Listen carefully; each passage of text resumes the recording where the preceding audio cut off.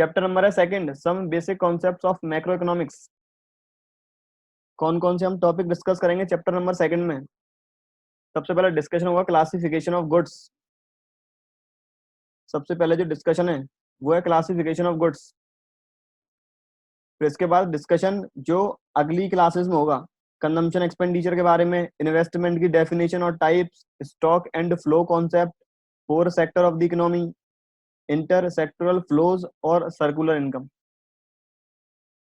Circular flow of income. आज केवल discussion करेंगे क्लासिफिकेशन ऑफ गुड्स के बारे में।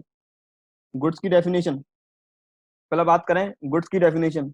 अब गुड्स का मतलब ऐसे मटेरियल्स, ऐसे विजिबल आइटम जो यूज करते हैं या तो डायरेक्ट सेटिस्फेक्शन के लिए, ह्यूमन वांट्स के डायरेक्ट सेटिस्फेक्शन के लिए। Goods are material which provide satisfaction for human wants and provide utility.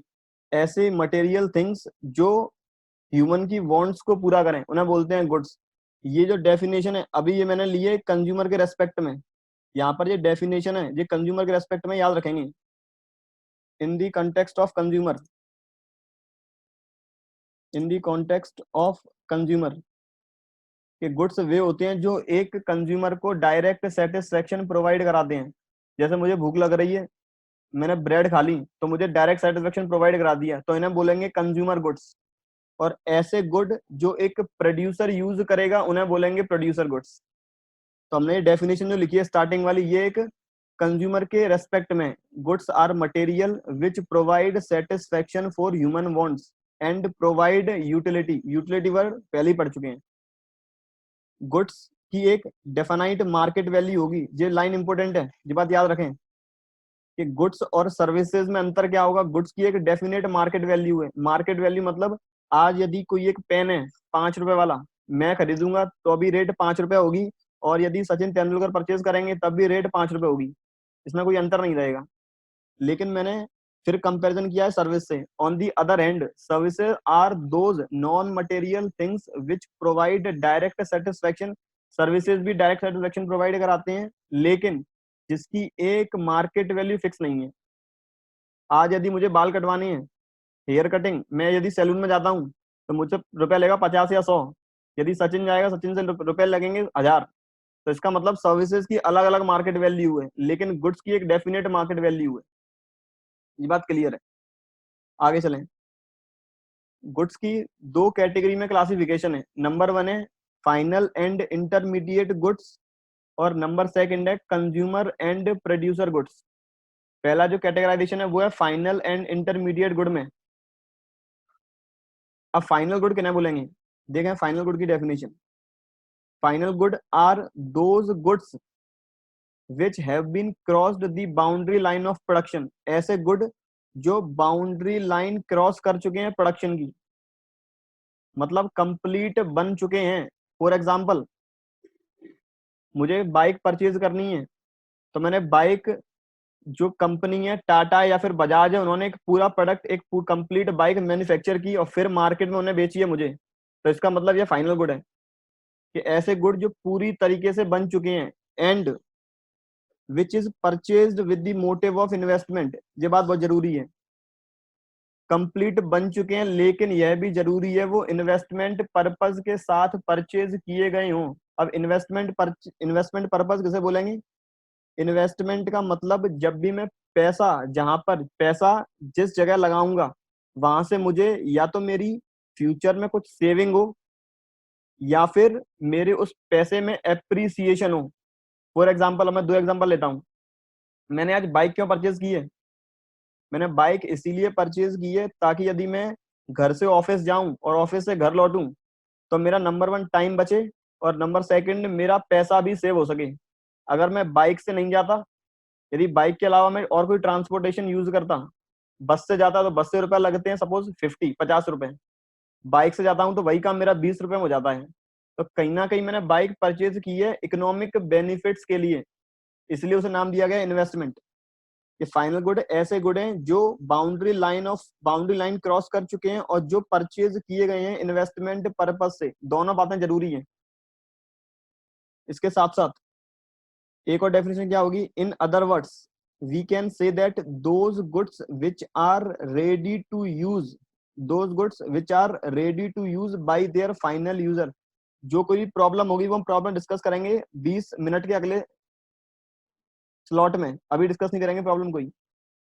दूसरी डेफिनेशन है, in other words we can say that those goods which are ready to use by their final user, ऐसे good जो उनके final user के द्वारा use करने के लिए रेडी हैं। अब फाइनल यूजर कौन से होंगे? Final user means those who purchases goods with the motive of investment. Final user मतलब ऐसे यूजर जो या तो अपने इन्वेस्टमेंट मोटिव के साथ परचेज कर रहे हैं गुड्स या फिर खुद के पर्सनल यूज के लिए। फाइनल यूजर ऐसे यूजर या तो वो खुद अपने मोटिव के लिए यूज करें, खुद उन्हें पर्सनल यूज करने के लिए गुड्स परचेज किए हैं, या फिर उन्होंने गुड्स परचेज किए हैं इन्वेस्टमेंट मोटिव के साथ, उन्हें बोलेंगे फाइनल यूजर। फाइनल यूजर दो टाइप के हैं, नंबर 1 है फाइनल कंज्यूमर और नंबर 2 है फाइनल प्रोड्यूसर।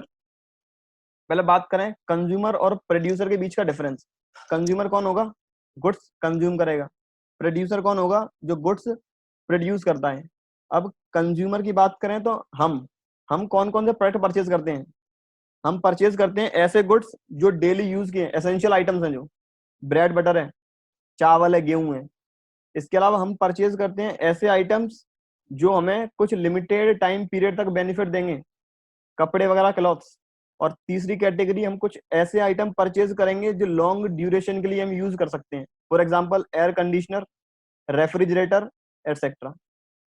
तो जितने भी कंज्यूमर हैं वो 3 टाइप के गुड परचेज करते हैं। एक ऐसे गुड जिनकी लाइफ बहुत कम है, दूसरे ऐसे गुड जिनकी लाइफ बहुत लिमिटेड है, तीसरे ऐसे गुड जिनकी लाइफ बहुत ज्यादा है। तो उन्हें बोलेंगे फाइनल कंज्यूमर। फाइनल प्रोड्यूसर ऐसे प्रोड्यूसर्स या फिर ऐसे लोग जो गुड्स परचेज कर रहे हैं खुद के कंजम्पशन के लिए नहीं। जब खुद के कंजम्पशन के लिए परचेज नहीं कर रहे हैं, वो परचेज कर रहे हैं या तो और मैन्युफैक्चरिंग करेंगे। जैसे प्रोड्यूसर ने परचेज किए मशीन्स, अब मशीन्स परचेज क्यों कर रहे हैं? ताकि हम और यूनिट्स बना सकें। प्रोड्यूसर ने, एक मिनट रुको जी, पेन कौन चला रहा है? एक मिनट रुको जी, पहले इसे ही देखूं।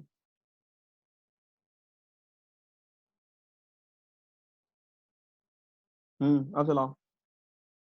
प्रोड्यूसर दो टाइप के गुड परचेज करेगा। पहला परचेज करेगा मशीनरी ताकि वो और यूनिट बना सके, और दूसरा परचेज करेगा रॉ मटेरियल ताकि उस रॉ मटेरियल को वो फिनिश्ड गुड में कन्वर्ट कर दे। क्या समस्या आ गई चैट में? कोई प्रॉब्लम आ रही है आवाज वगैरह में? यहाँ तक आ नहीं रही होगी। कंजम्पशन गुड, कंजम्पशन गुड, अभी सब डिस्कस करेंगे। जो प्रॉब्लम होगी वो कॉपी पे लिख लें, जिस जिस टॉपिक में प्रॉब्लम आती जा रही है वो अलग से लिख लें।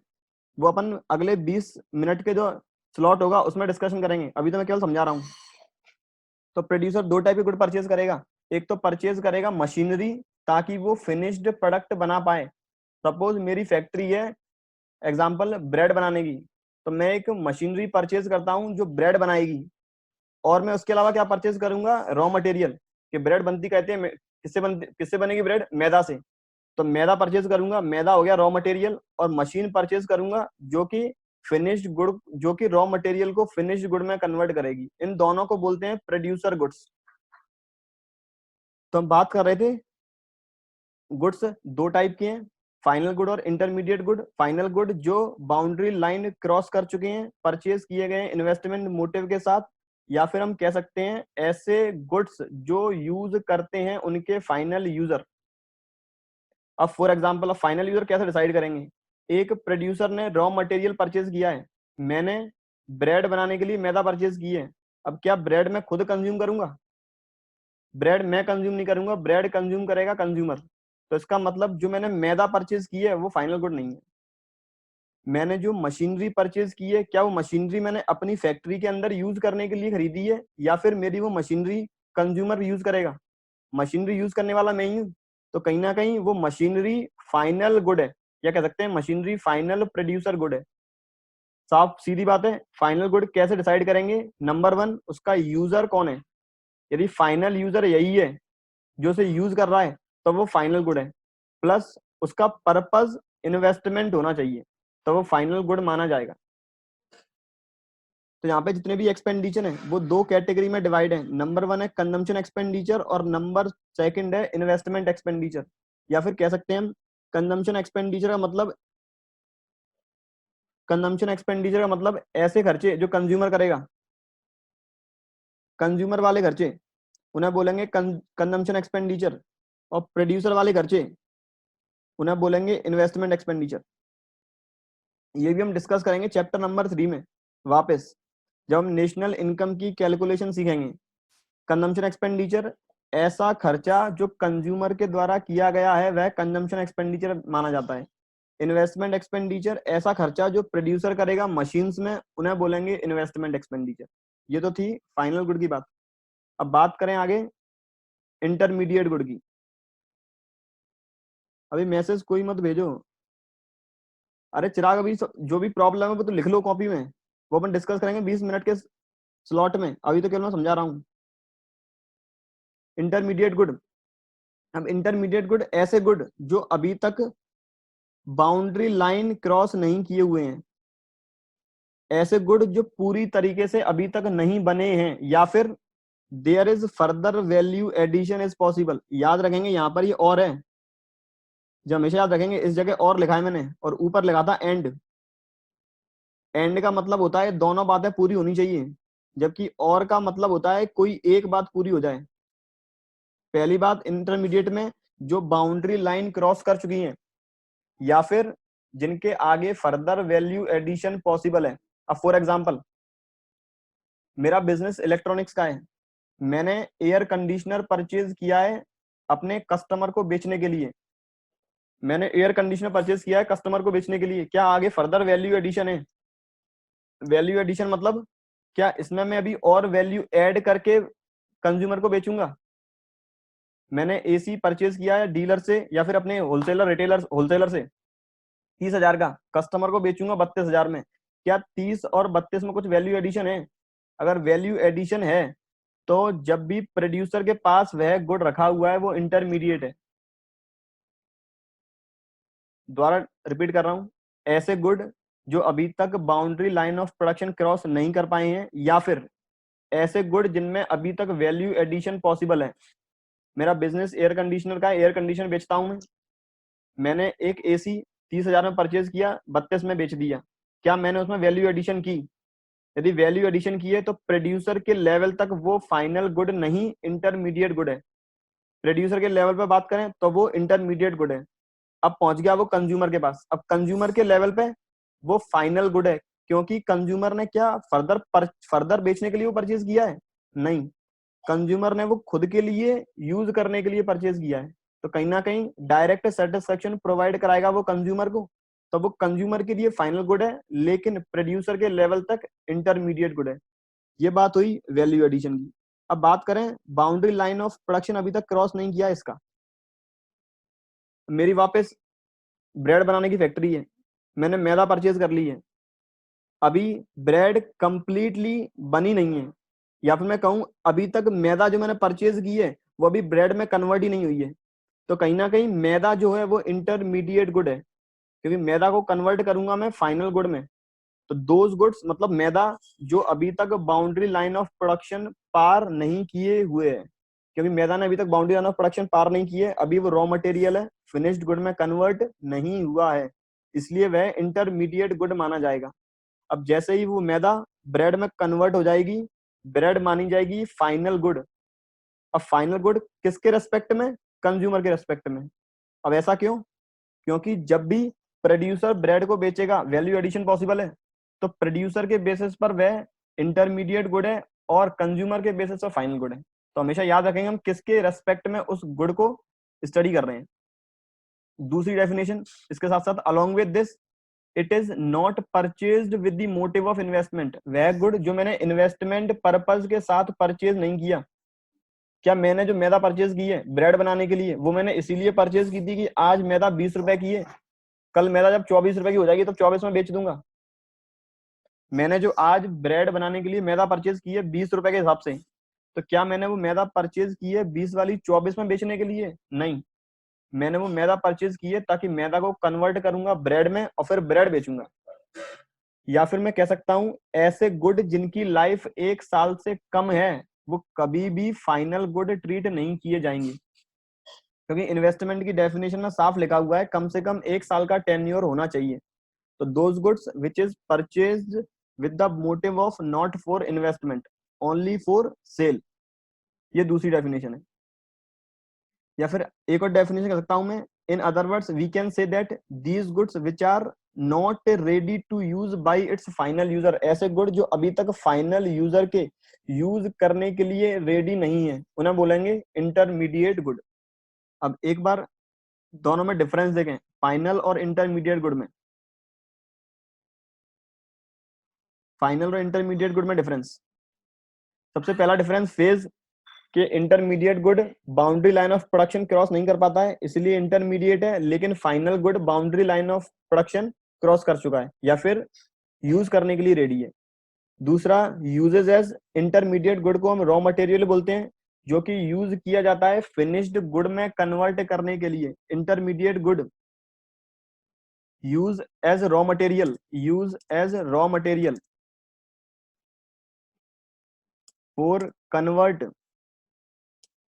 into the finished good, for convert into the finished goods, उन्हें बोलेंगे इंटरमीडिएट गुड। लेकिन final good it can not be use, final good कभी भी रॉ मटेरियल की तरह यूज नहीं हो पाएगा।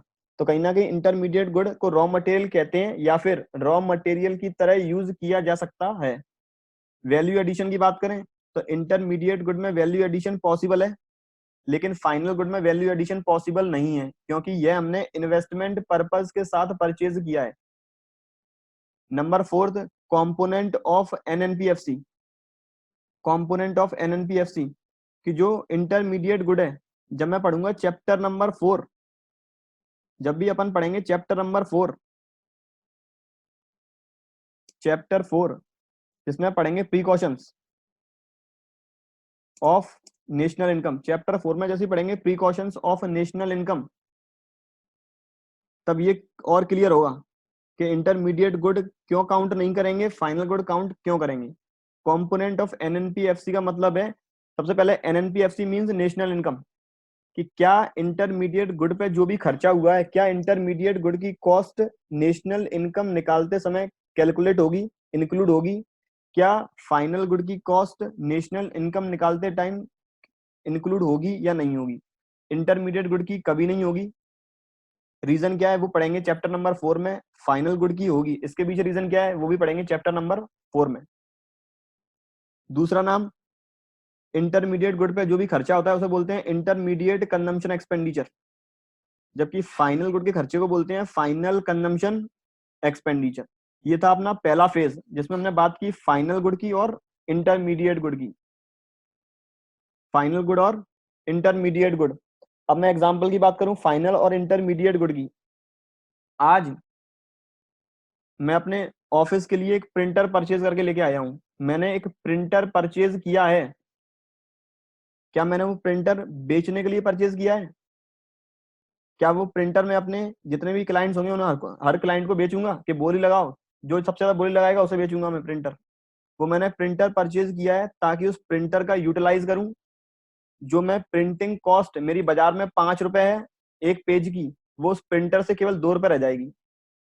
तो मतलब मैंने वो प्रिंटर परचेज किया है इन्वेस्टमेंट पर्पज के लिए, तो प्रिंटर मेरे लिए फाइनल गुड। अब प्रिंटर के लिए एक और एग्जांपल लूं मैं।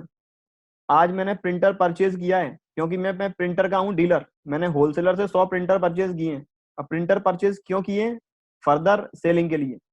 अब printer boundary line of production तो क्रॉस कर चुका है, लेकिन अभी उसमें वैल्यू एडिशन पॉसिबल है, मैं अपना प्रॉफिट लगा के तब बेचूंगा मार्केट के अंदर। तो अब रिटेलर के बेसिस पर प्रिंटर है इंटरमीडिएट गुड। एक एग्जांपल और लें, एक डीलर ने मशीनरी परचेज की है या डीलर ने रेफ्रिजरेटर परचेज किए हैं बेचने के लिए, इंटरमीडिएट गुड। स्कूल्स ने बस परचेज की है, आपके स्कूल ने बस परचेज की है। बस परचेज क्यों की है? ताकि स्टूडेंट को कन्वीनियंस रहे, स्टूडेंट घर से इजीली आ सके और स्कूल से वापस घर इजीली जा सके। तो कहीं ना कहीं स्कूल ने परचेज किए बस इन्वेस्टमेंट पर्पज के लिए। तो वापस ये आ गया फाइनल गुड की कैटेगरी के अंदर। और भी एग्जांपल अभी डिस्कस करेंगे, लेकिन आगे चलें। अब बात करें consumer good and producer goods की, जो अभी मैंने स्टार्टिंग में बोला था। कंज्यूमर गुड ऐसे गुड जो यूज करता है consumer, which is used by the consumers, और which provide direct satisfaction to their users. ऐसे गुड जो अपने यूजर को डायरेक्ट सेटिस्फेक्शन प्रोवाइड कराए, या फिर ऐसे गुड जो कस्टमर के द्वारा परचेज किए जाते हैं, उन्हें बोलते हैं कंज्यूमर गुड। कंज्यूमर गुड की 4 कैटेगरी में डिवाइड है। नंबर 1 है durable consumer goods, number 2 semi durable, number 3 non durable, और नंबर 3 सर्विसेज। क्लास का टाइम केवल 10 मिनट के बाद एंड हो जाएगी, तब तक ये पूरा टॉपिक करें। कंज्यूमर गुड 4 टाइप के हैं। Number 1 durable, number 2 semi durable, number 3 non durable, और नंबर 4 सर्विसेज। ड्यूरेबल गुड ऐसे गुड जिनकी लाइफ 1 साल से ज्यादा है और जो बहुत ज्यादा प्राइस के हैं। फॉर एग्जांपल एयर कंडीशनर या फिर टेलीविजन। ऐसे गुड जो बहुत ज्यादा प्राइस के हैं।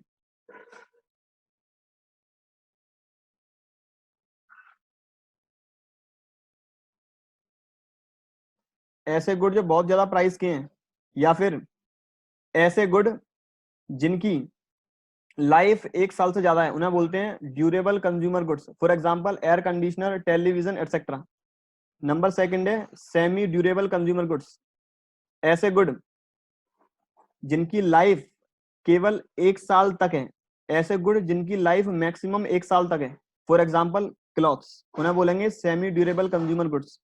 Number 3 non durable consumer goods, ऐसे गुड जिनकी लाइफ बहुत कम है, या फिर कह सकता हूं जिनकी लाइफ बहुत शॉर्ट है, which have very short life, maximum 1 month.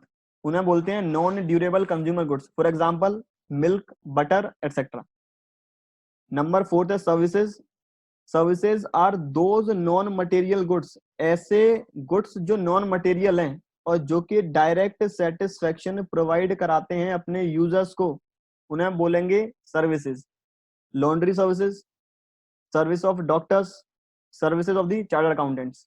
तो ये सभी सर्विसेज की डेफिनेशन के अंदर, सर्विसेज के एग्जांपल के अंदर आएंगे। जो तो अपना कंज्यूमर गुड। कंज्यूमर गुड ऐसे गुड जो कंज्यूमर कंज्यूम करता है, या फिर ऐसे गुड जो डायरेक्ट सेटिस्फेक्शन प्रोवाइड कराते हैं अपने यूजर को।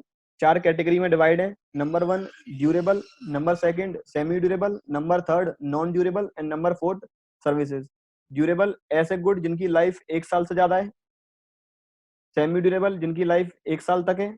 नॉन ड्यूरेबल जिनकी लाइफ मैक्सिमम 1 मंथ है। और सर्विसेज जो कि नॉन मटेरियल गुड्स हैं। ड्यूरेबल का एग्जांपल रेफ्रिजरेटर, एयर कंडीशनर, या फिर जो भी आपके दिमाग में आ रहा हो जो कि लाइफ लंबी होनी चाहिए, बाइक वगैरह है, गाड़ी में। सेमी ड्यूरेबल क्लॉथ्स वगैरह, electric fittings. Non durable milk, butter, essential item है जो। और services, service of the doctors, engineers, chartered accountants, या होटल में जाते हैं जो भी सर्विसेज लेते हैं, एटसेट्रा। ये बात थी कंज्यूमर गुड की। अब बात करें प्रोड्यूसर गुड्स की। प्रोड्यूसर गुड ऐसे गुड जो कि प्रोड्यूसर ने परचेज किए हैं, या तो इन्वेस्टमेंट पर्पज के साथ ताकि वो फर्दर मैन्युफैक्चरिंग कर सके, या फिर फाइनल गुड को प्रिपेयर करने के लिए। क्योंकि मैंने बताया प्रोड्यूसर 2 टाइप के गुड्स परचेज करता है। नंबर 1 परचेज करता है रॉ मटेरियल, और नंबर 2 परचेज करता है कैपिटल गुड, या फिर कह सकते हैं मशीन्स। रॉ मटेरियल या फिर कैपिटल गुड मतलब मशीन्स। तो प्रोड्यूसर गुड्स ऐसे गुड्स जो या तो फर्दर मैन्युफैक्चरिंग में हेल्प करेंगे, मशीन्स वगैरह, या फिर उन गुड्स को कन्वर्ट करूंगा मैं फिनिश गुड में। फॉर एग्जांपल रॉ मटेरियल, उन्हें बोलेंगे प्रोड्यूसर गुड्स। प्रोड्यूसर गुड्स के टाइप 3 टाइप है प्रोड्यूसर गुड के। नंबर 1 है single use producer good, number 2 है ड्यूरेबल यूज, और नंबर 3 है services. Single use producer good का मतलब ऐसे गुड जो केवल एक बार ही यूज होंगे, या फिर मैं कह सकता हूं ऐसे गुड जिन्हें हम रॉ मटेरियल भी बोलते हैं, और जिन्हें यूज किया जाता है ताकि हम फिनिश्ड गुड बना सकें। ऐसे गुड जिन्हें रॉ मटेरियल बोलते हैं, और जिन्हें यूज किया जाता है ताकि उन्हें हम फिनिश्ड गुड में कन्वर्ट कर सकें। फॉर एग्जाम्पल वही मैदा वाला, कि मैदा को मैंने ब्रेड में कन्वर्ट किया है, तो जो मैदा है वो मेरे लिए सिंगल यूज प्रोड्यूसर गुड है, रॉ मटेरियल है। Number second, durable use producer good, ऐसे गुड जिन्हें हम कैपिटल गुड भी कहते हैं, जो कि यूज किए जाते हैं फर्दर मैन्युफैक्चरिंग में, या फिर जो हेल्प करते हैं, which helps to convert raw material into the finished good, जो रॉ मटेरियल को फिनिश्ड गुड में कन्वर्ट करेंगे उन्हें बोलेंगे ड्यूरेबल यूज प्रोड्यूसर गुड्स, और इनकी लाइफ बहुत ज्यादा होती है, 5 साल से ऊपर, 5 से 10 साल। Example machinery. अगला है सर्विसेज, ऐसे सारे नॉन मटेरियल गुड्स जो कि यूज किए जाते हैं प्रोडक्शन में, ताकि हम फाइनल गुड का प्रोडक्शन कर सकें, फिनिश्ड गुड का प्रोडक्शन कर सकें। क्योंकि जब भी हमने डिस्कस की थी प्रॉब्लम हाउ टू प्रोड्यूस, या तो कैपिटल इंटेंसिव टेक्निक हो या फिर लेबर इंटेंसिव, यदि लेबर इंटेंसिव टेक्निक है तो मैं लेबर की सर्विसेज यूज करूंगा, और लेबर की सर्विसेज यूज करूंगा ताकि रॉ मटेरियल को फिनिश्ड गुड में कन्वर्ट कर सकूं, तो वो आएंगी सर्विसेज की कैटेगरी के अंदर। एक बात यहाँ पे ध्यान रखनी है, it is also important to note that here that calculation of national income, जब भी हम नेशनल इनकम की कैलकुलेशन करेंगे केवल कैपिटल गुड्स की वैल्यू कंसीडर करेंगे, रॉ मटेरियल की वैल्यू इंक्लूड नहीं करेंगे। रीजन क्या है वो पढ़ेंगे चैप्टर नंबर 4 में। ये था अपनी